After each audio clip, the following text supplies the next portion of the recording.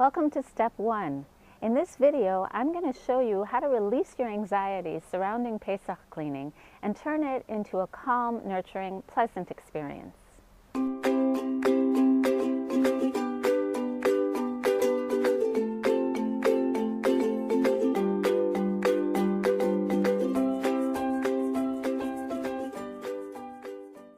How you clean for Pesach is a reflection of your relationship with process. What do I mean by that? Preparing for Pesach is actually a long-term goal. Whether we start 2 weeks ahead or 4 weeks ahead or before Purim, it's a long-term goal. It takes us a while to get from here to there, which means that while we're preparing for Pesach, we're actually in process. What patterns do you go into when you're facing a long-term project? How do you manage unexpected interruptions on the way? Are you allowed to make mistakes? Are you allowed to relax and be happy along the way? Or are you waiting to be happy until you're all done? Do you ever get so overwhelmed by your expectations of yourselves that you shut down on your way to the goal? Do you sometimes go out of balance and let the rest of your life fall by the wayside and just hyper-focus on the goal? How we do Pesach is really how we do life. Wherever we limit ourselves in our lives, that's where we'll tend to limit ourselves or make it hard on ourselves in our preparation for Pesach. Here's an example. I notice that when I go into Pesach cleaning, I tend to hyper-focus. I tend to forget about all the other areas of my life that I'm working on at the same time. I let healthy eating go, I let my exercise go, I stop calling friends. I get out of balance. And because I'm so hyper-focused, I lose my freedom on how I actually want to be living my life, which is to include all of the aspects of my life and not just one project. If I'm mindful about my patterns and my limitations that I put myself into when I'm in a project, then Pesach cleaning becomes an opportunity to meet those limitations and maybe even to overcome them. Pesach preparation becomes an opportunity for me to meet my own personal Mitzrayim. Pesach is about Yetziat Mitzrayim, coming out of Mitzrayim. Mitzrayim represents a tsar place. The root of the word Mitzrayim is tsar. It represents a place that's very narrow, where I limit myself. If I'm smushed into a very narrow place, I really can't move very much. I don't have freedom. So I actually have two opportunities when I'm preparing for Pesach. One is I can notice myself entering that narrow, limited place where I lose my freedom.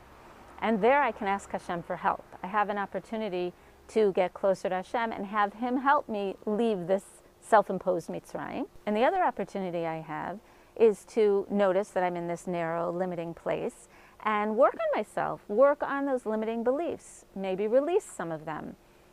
Maybe even take care of myself in the places where I'm feeling rotten because I'm so limited. It's an opportunity to bring compassion there. There's so much that I can learn and so many ways that I can develop while I'm preparing for Pesach if I just use it as an opportunity. In this video, step 1, building a foundation, finding a vision, I'm going to help you discover your personal opportunity. In future videos, I'll teach you how to stay in that vision while you do the actual physical work. To create your vision, I'm going to ask you 4 questions. After each question, you can pause the video, jot down your own answer to the question, and then come on back to me and I'll give you the next one.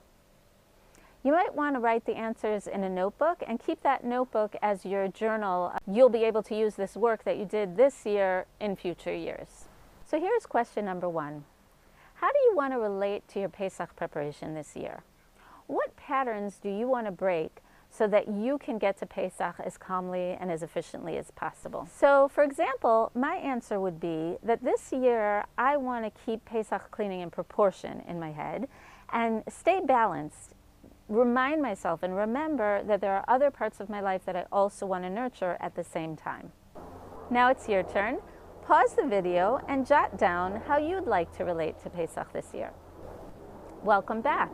Here's question 2. Who will you be when you clean for Pesach?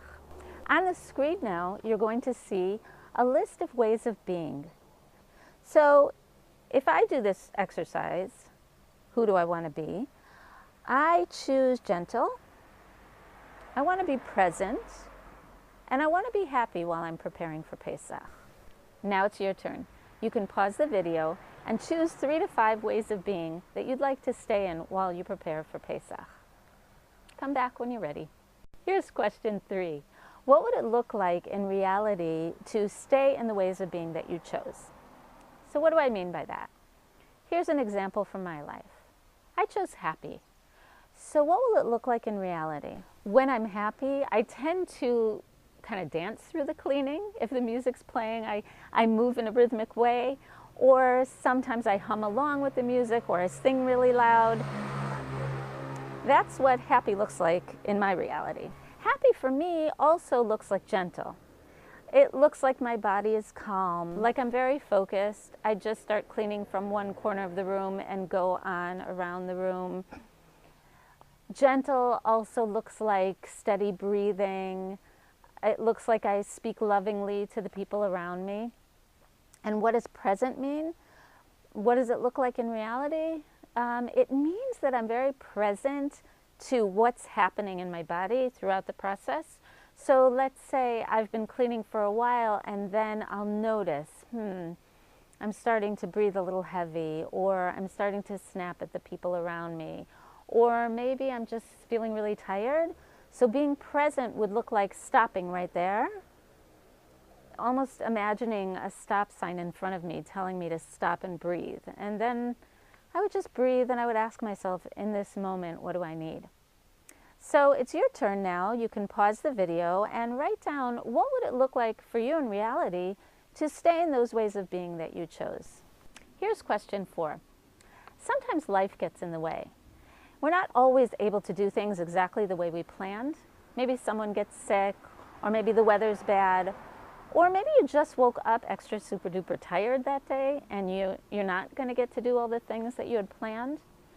In that case, a lot of us tend to lose our ways of being. We tend to go back to patterns and habits in our behavior and our personality that are from the past, that we didn't really choose, that we're not free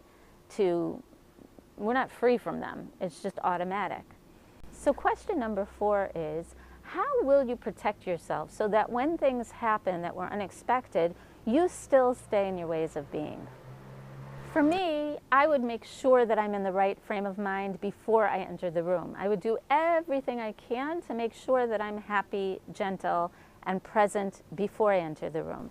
That might mean reading my vision first. It might mean putting down a list of things I'm grateful for before I go in the room, because that raises my spirits.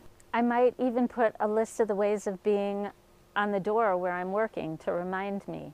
Or I might just set a timer and give myself a specific amount of time that I'm working that I know I'll be able to handle, and I won't lose my ways of being on the way. And then I'll give myself a break. Altogether, I will give myself frequent breaks. Now it's your turn. You can pause the video and write down certain things that you would do to protect your way of being. You've built your foundation. You've written your vision. You know how you want to relate to Pesach preparation, and you know who you want to be. And by the way, we don't always succeed in staying in the way of being that we chose. If that happens to you, I suggest that you just meet yourself with love and compassion, a lot of patience. Give yourself what you need. I guarantee you that if you give yourself what you need and you don't fight with yourself and you don't beat yourself up, you will come back to your ways of being that you chose. This step alone will make a difference. You'll have already made a shift in your experience of your Pesach preparation, because this step connects you with what you're really trying to accomplish in your Pesach cleaning. It's not really about the cleaning. It's about releasing yourself from your own personal Mitzrayim and coming out on the other side a freer person. If you'd like to hear the next step, and I hope you will, please join me for the next video where I talk about step 2, the planning.